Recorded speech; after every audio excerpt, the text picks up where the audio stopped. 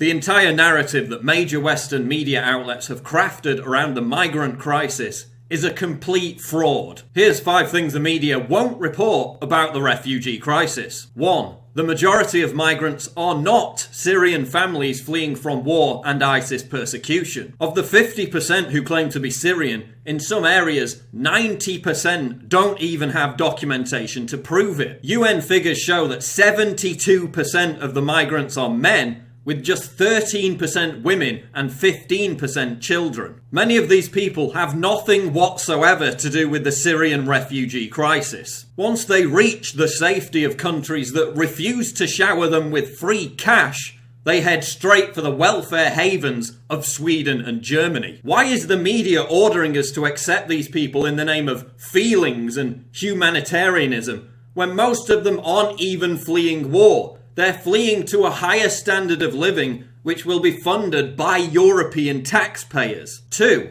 Major TV news networks will only broadcast footage that shows the migrants in a positive light. Look at these smiles.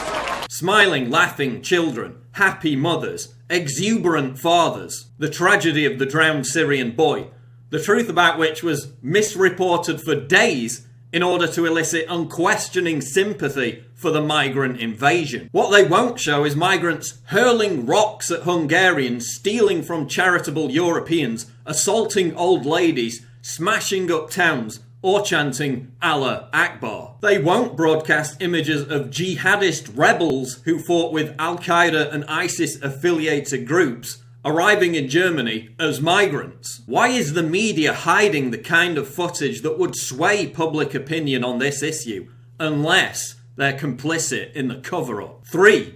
In the name of tolerance, we're being told to open the floodgates for waves of people who are completely intolerant of Western values and liberal principles. Since Sweden opened its doors to mass immigration, rapes have skyrocketed by a staggering 1,400%, with most of the culprits being migrants. The problem of no-go Muslim ghetto areas, where police, ambulance and firemen are attacked by mobs, continues to worsen across Europe. Last month, 4 major welfare organisations in Germany warned that Muslim migrants were raping women and children at a camp in Hessen. Did you see CNN, BBC or Sky News cover this? No, they were too busy obsessing about a Hungarian camera woman who tripped someone up. Did you see them report on a school in Germany which has ordered girls not to wear shorts so as to avoid being raped by migrants located at a nearby gymnasium? Why is anyone who even questions the logic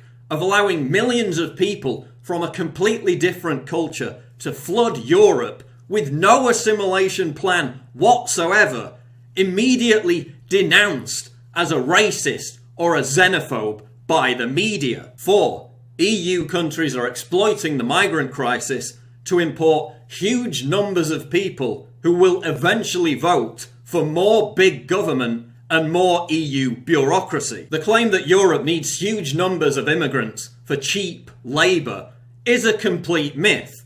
Look at Sweden.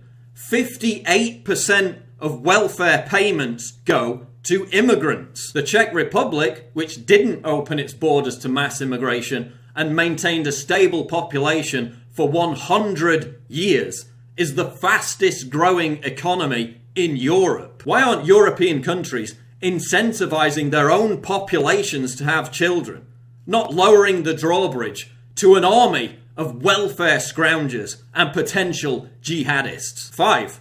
The migrant crisis would not exist in the first place if NATO powers hadn't armed and funded jihadists to topple secular governments in the Middle East and North Africa. Instead of spending money on bombs and guns to fuel civil wars, let's invest in infrastructure and help raise the living standards of these poorer countries. But instead of pointing this out, the media is now using the migrant crisis as an excuse to push for further military intervention, which will only exacerbate the refugee problem. Why have major Western media outlets insisted on excluding all of these factors from their coverage of the migrant crisis? My previous 2 videos on this issue have received a combined total of 6 million views on YouTube and Facebook. Clearly, there's a huge appetite for someone to tell the truth about what's actually going on. Let me know what you think in the comments below. Check me out on Twitter at Prison Planet. Subscribe to the channel. I'm Paul Joseph Watson for Infowars.com.